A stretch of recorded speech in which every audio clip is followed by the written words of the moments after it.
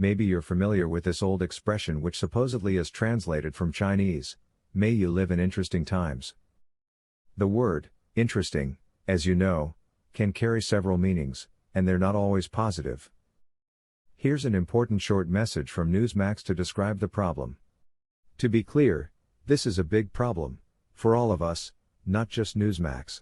Point out that we're in a position now where AT&T's DirecTV has censored Newsmax, and we're here to get out the word of what you're working on and get that out to the American people. But so many American people now can't watch Newsmax, and I want to ask you about that because Speaker McCarthy joined the program, joined Spicer and Company earlier today, spoke with us. Here were his thoughts. Listen.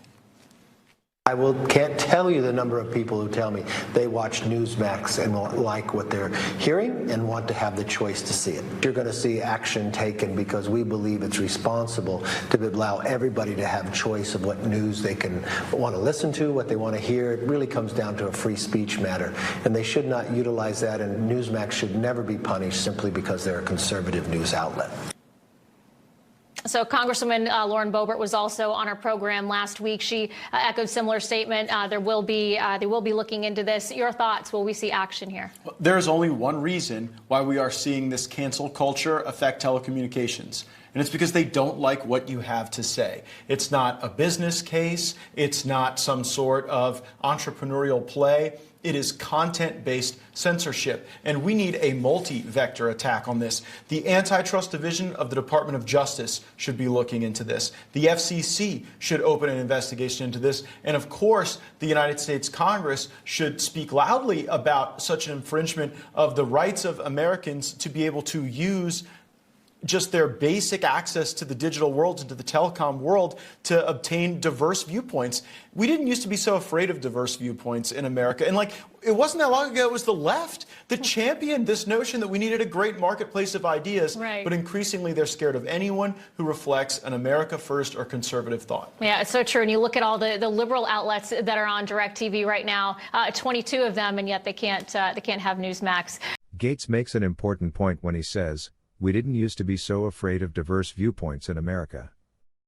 We'll come back to this with Gaetz in a minute, so see how he puts his money where his mouth is. Americans used to have courage and confidence in their convictions and could deal with the fact that we're not all the same. That is a good thing. Everyone wants to be free to call their own shots, to make their own decisions. When you think about it, wasn't that the primary principle upon which America was founded? To be out from under the thumb of tyrannical leaders? So, why does anyone object when other people who hold a different point of view want the freedom to make their own decisions? There's a big disconnect with that. Where's the freedom in that?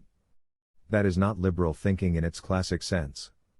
We must be open to different points of view and use that as a tool to sharpen and refine our own positions and to improve on what we know.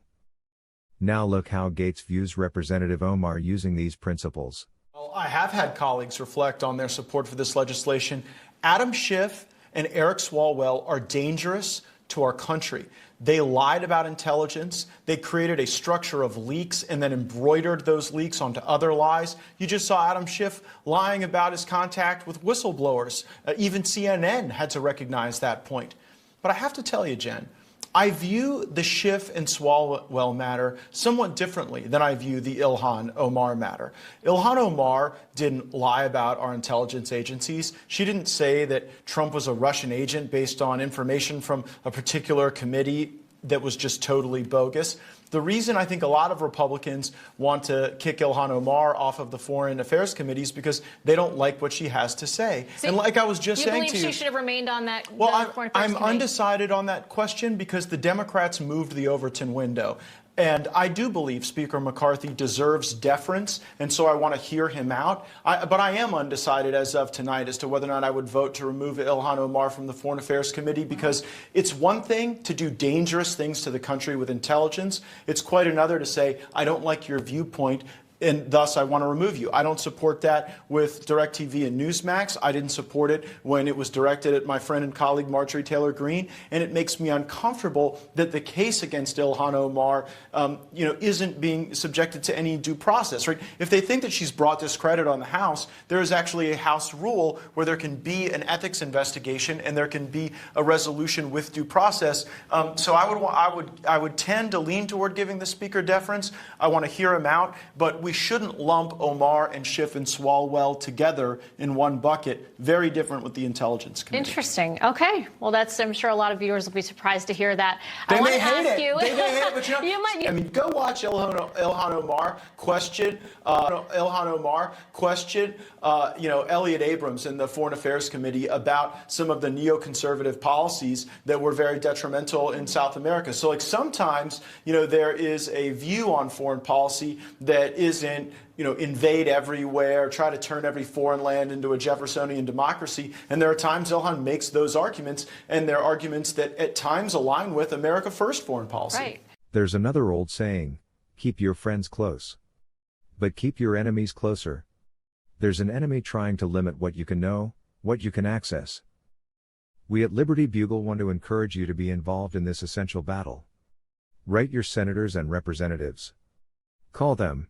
Tell them you're not afraid of hearing differing points of view, and, if they side with any action to limit the free dissemination of information, so you can't make up your own mind on the issues, then they will not be getting your vote in the future. The pendulum has swung too far with the collusion of government and business and technology controlling what you get to see or not. Or what you get to hear or not.